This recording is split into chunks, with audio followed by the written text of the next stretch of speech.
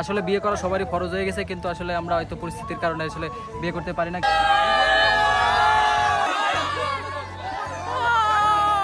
বড় ভাই প্রবাস জীবনে চলে যাবে আর কয়দিন পরে। কত সুন্দর মনে করেন সবাই প্রস্তুতি নিয়ে আছে খেলবে। হ্যালো হোয়াটসঅ্যাপ গাইস, কি অবস্থা সবার? আশা করি সবাই ভালো আছেন। আমি অনেক অনেক ভালো আছি। আজকে যে আমরা আসছি, আজকে ফ্রাইডে, তো আজকে ছুটির দিন, এর জন্য আমরা আসলে ক্রিকেট খেলার উদ্দেশ্যে আমরা মাঠে আসছি। এই দেখেন প্লেয়ার, কতগুলো প্লেয়ার, এই দেখেন, দেখছেন প্রত্যেকটা। এই যে পোলাপান, এখানে অনেক পোলাপান আছে, সবাই হাসাহাসি ঠাট্টা করতেছে। আসলে এই জিনিসগুলো দেখতে খুবই ভালো লাগে। এখন তো এগুলো খুবই কম, এখন খুবই কম দেখা যায় এগুলো। এখন সবাই যার যার মতো আসলে ফোন নিয়ে ব্যস্ত। এখন ওই যে ফ্রি ফায়ার, পাবজি, এগুলো নিয়ে আসলে সবাই ব্যস্ত থাকে।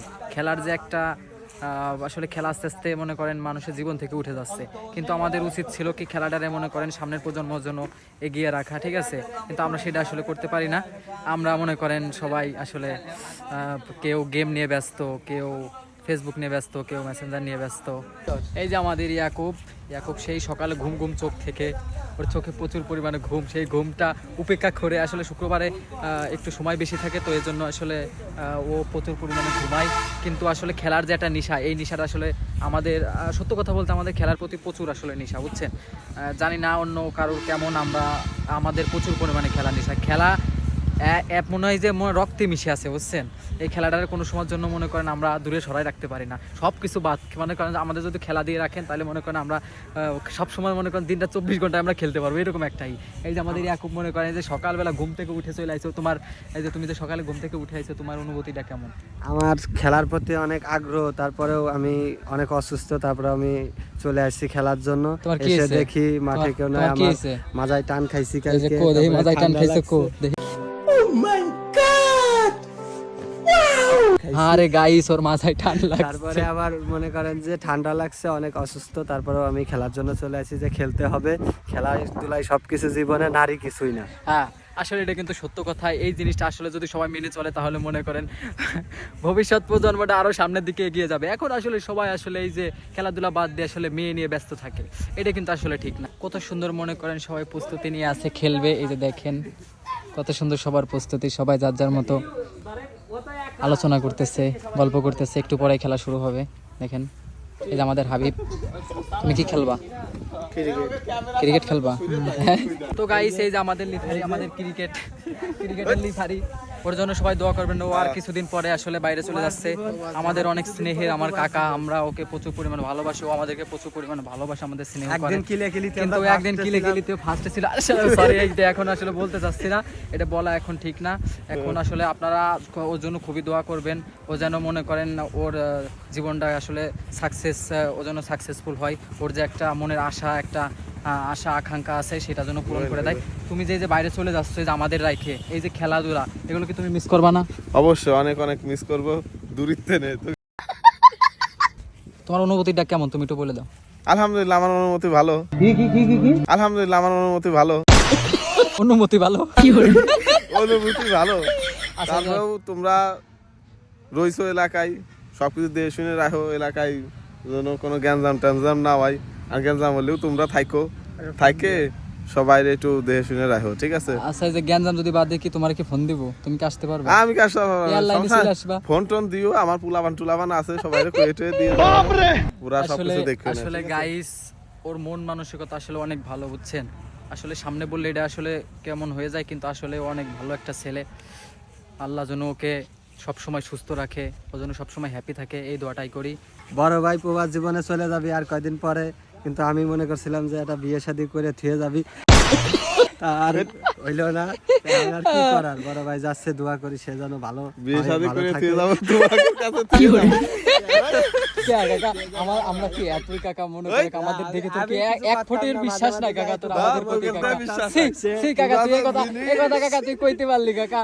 হ্যাঁ বল, তুই এই কথা কইতে পারলি? জীবনে আমরা দোয়া করি। এই যে আমার মাই লিটল ফাদার সিস্টার, এই যে মাই লিটল ফাদার সিস্টার, এই যে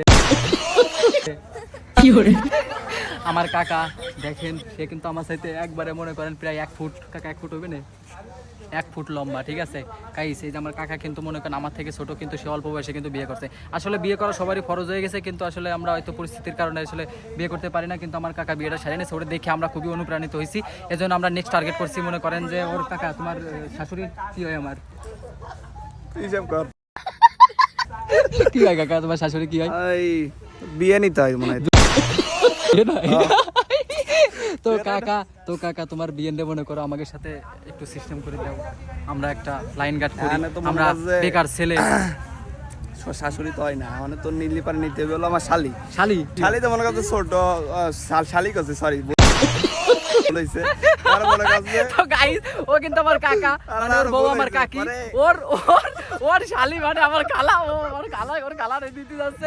আসলে বিষয়টা কেমন হয়ে গেছে, ও আরে না, পাগল হয়ে মানে গেছে, ভুল- ও পাগল হয়ে জিনিসটা গেছে। হলো কি মানে ভুল হয়েছে, জিনিসটা আসলে শালি হবে না, তাহলে? হলো মানে শাওড়ি যদি বোন টুন থাকে তাহলে তোরে দিবারে যা। শাওরির মধ্যে তুমি আমার এই বুড়োটা দিবা, তুমি আমার একটা বুড়োটা দাও। শাওড়ির বোন কি ছোট হতে পারে না? শাওরির বোন ছোট আছে হতেই তো পারে, তোমাদের, মানে বাড়ির পাশে আছে। বাড়ির পাশে আছে না সেটা দেখতে হবে। তাহলে কিন্তু বিকেল বেলা যাবো তোমার সাথে। তুই যা যাই দেখে গিয়ে, আমি তো যাবো না। তো গাইস দেখেন আসলে ও কখনো চায় না যে আমরা আসলে বিয়ে শাদী করি, ঠিক আছে, আমাদেরও একটা বউ হোক।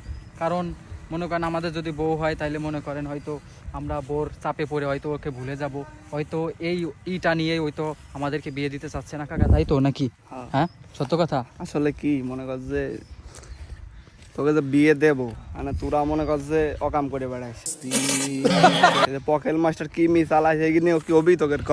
তাহলে কাকা আমাদের কি করা উচিত কাকা, কত?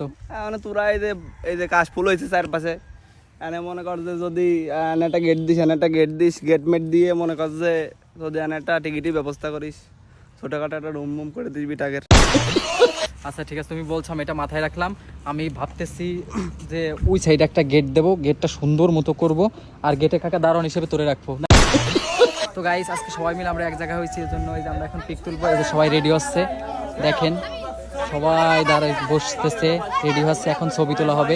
অনেকদিন এরকম সবাই এক জায়গা হয় না, এর জন্য মনে করেন এইভাবে ছবি তোলাও হয় না। আজকে দেখেন অনেক মানুষ, আমার বন্ধু বান্ধব, ছোট ভাই বিরাদার, এই যে দেখেন সবাই প্রস্তুতি নিতেছে।